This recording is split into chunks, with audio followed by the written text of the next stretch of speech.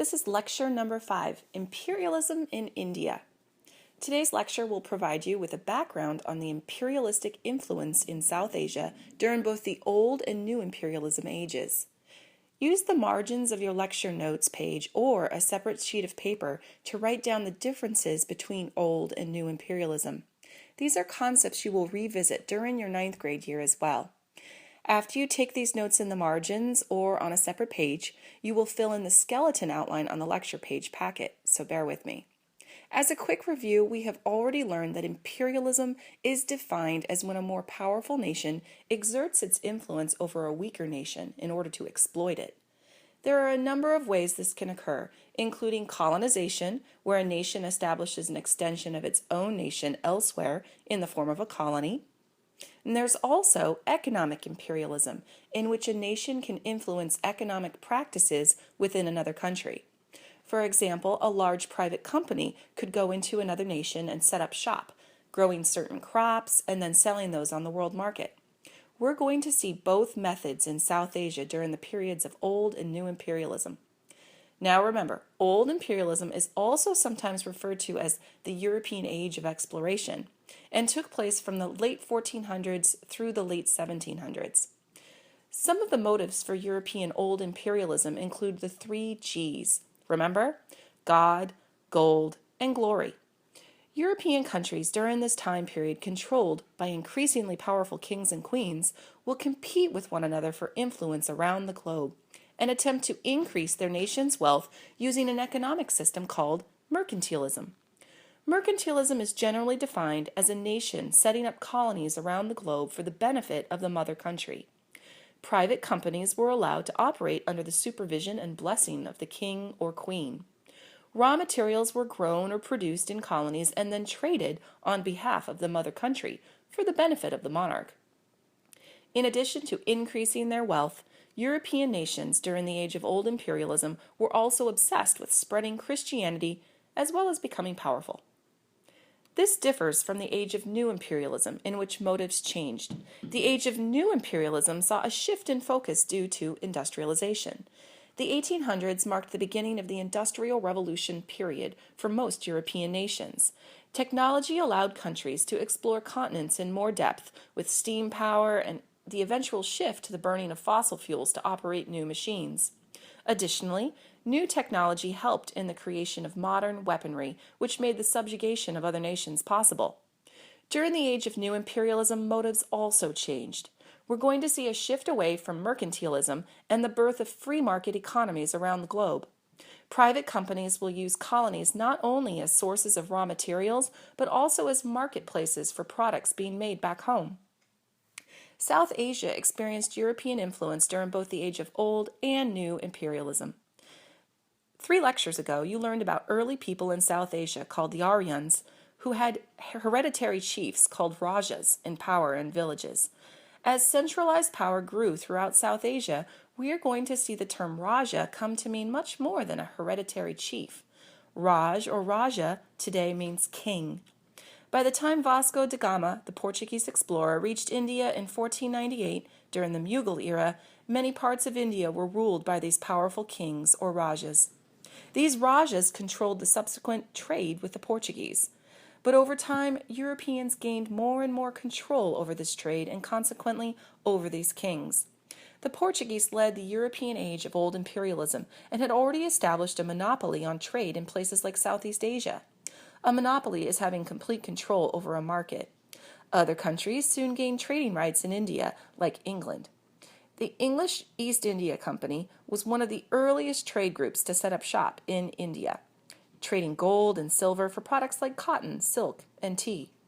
Modern English words reflect this early trade, like chai, calico, dungarees, gingham, khaki, madras, and shawl. By the 1700s, England and France began dominating world trade, as well as fiercely competing against each other. Hey, on a side note, have you ever mistakenly called a Scottish person English? Okay, so in 1707, England and Scotland joined to form the United Kingdom of Great Britain. So before 1707 history, use England. For post-1707, use Great Britain or Britain.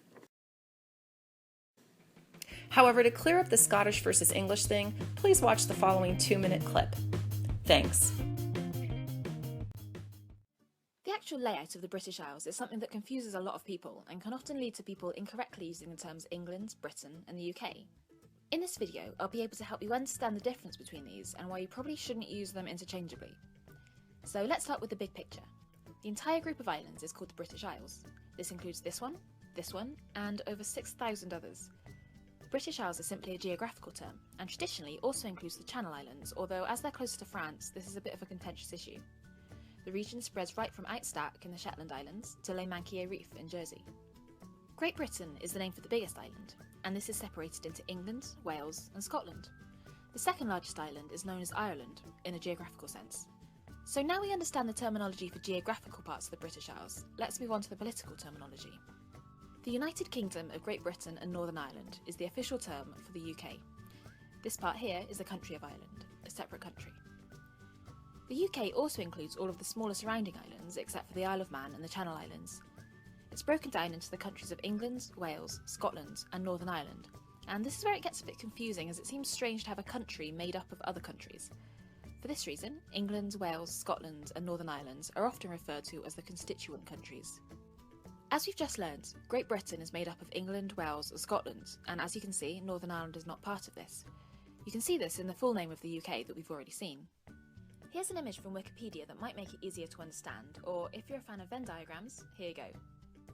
So it's not advisable to go into a pub in Pembrokeshire and say, I love it here in England. That probably wouldn't go down too well, but now at least you know the difference. I hope this video was useful, fun, and above all interesting. Thanks for watching, and I'll see you next time. Gradually, the British East India Company will gain more and more influence throughout the subcontinent. How? Well, with the decline of the Mughal Empire due to competing Rajas who'd ruled over their kingdoms or territories, competing French and British companies sought to control the subcontinent for their respective nations by signing treaties or trading with the various princes who ruled. However, by the 1760s, the British had ousted the French with the help of a British East India Company official named Robert Clive, who led British forces against the French and took control over a province in India called Bengal. By taking advantage of the rivalries that existed between the many Rajas, the British East India Company signed treaties one by one with the individual leaders, which eventually helped bring the entire subcontinent under their influence. The British East India Company operated on behalf of the British and led ultimately to British rule, which many Indians began to resent. This resentment turned to outright rebellion during the 1850s during the Sepoy Rebellion, when hired Indian soldiers called sepoys heard rumors about meat products being used in their gun cartridges. The Sepoy Rebellion broke out near Delhi in 1857, and British troops were deployed to stop the rebellion. In 1858, India became a British colony. By the mid-1800s, Britain had established a network of colonies around the globe, and the popular saying, "the sun never sets on the British Empire," clearly showed how widespread and influential it had become. India became Britain's jewel in the crown, another way of saying it was their most valuable and profitable colony. The effects of British rule were widespread. New economic patterns were introduced in India, which made it subservient or dependent upon the British. Local industries were discouraged, and Indians were forced to buy British-made products. The Indians were also forced to grow cash crops like tea, pepper, coffee, and cotton. Landowners forced people into generations of subsistence sharecropping, and many Indian farmers starved without the ability to use the land to grow enough food for themselves and their families.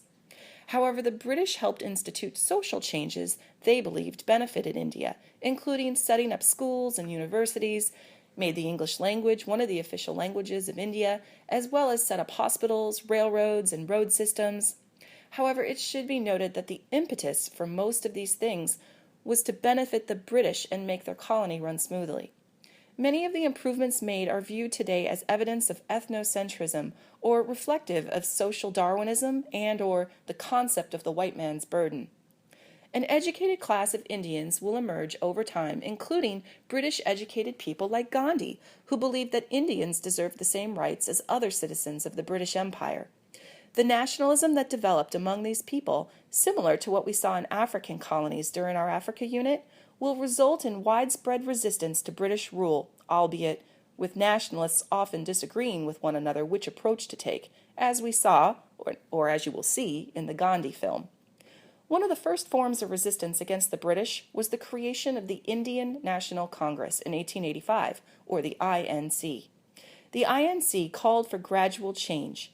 Following World War I in 1920, Mohandas Gandhi became the leader of the INC and began demanding self-rule or self-determination from the British. Because the INC was made up of mostly Hindus, Muslims also called for their own nationalistic organization to address their own needs. In 1906, the Muslim League was established as a political party. Their leader was a man named Muhammad Ali Jinnah. Both organizations had different goals for Muslims and Hindus. For instance, the Muslim League wanted a separate nation for Muslims. However, both political parties will unite to gain India its independence in 1947.